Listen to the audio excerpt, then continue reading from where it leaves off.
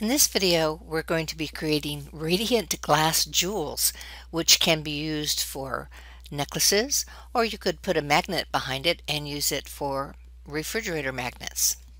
First thing we're going to do is gather some of the supplies that we'll be using to make our necklaces. Number one on the left hand side is 91% rubbing alcohol, not 70% but 91%. Could be higher than 91%, but just not lower. Number two, alcohol inks. You can use Pinata or Adirondack or actually any alcohol inks. An old container, like I used old containers that were turned upside down to catch the drips as I'm painting the jewels. Ink applicator, number four, is optional. This is a Ranger applicator with felt on the other side. A glue, the type of glue I used was 6000. You could probably use Mod Podge, or there's a crystal glue, but this I know works really well. And then you'll need some sort of necklace ring. I have a leather ring here or a metal ring, and then the dome glass beads. These are dome on one side and flat on the other side. You can get these at most craft stores. Number 8, jewelry pliers. Number 9, jump rings. Now, jump rings are used to connect the jewels to whatever kind of necklace you're going to be using. Number 10, glue on bells.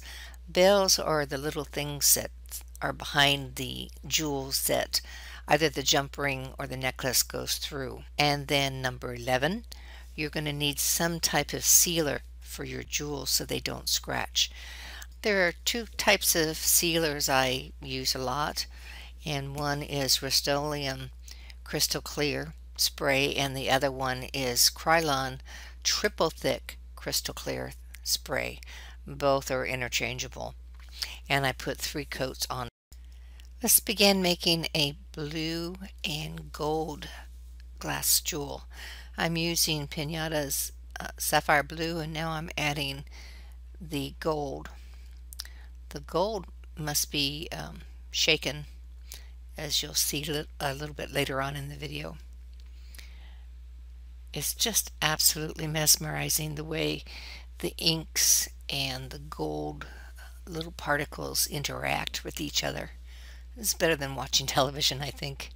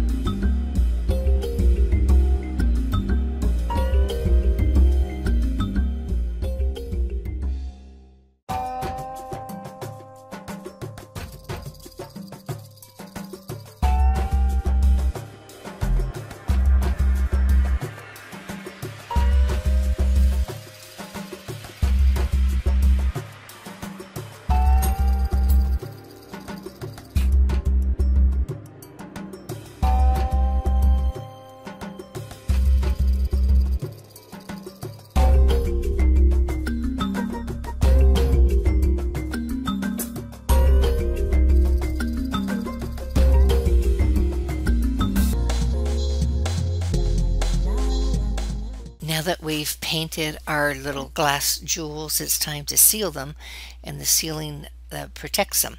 Sometimes I'll use Rust-Oleum, sometimes I'll use the Krylon. And the Krylon is the triple thick crystal clear glaze, not the acrylic, but specifically this one. And no matter which one you use, I usually put on 3 coats, and you let each coat dry in between. When spraying, I spray it in a well ventilated area, or I wear a mask or a respirator. I spray about 8 to 10 inches above the piece.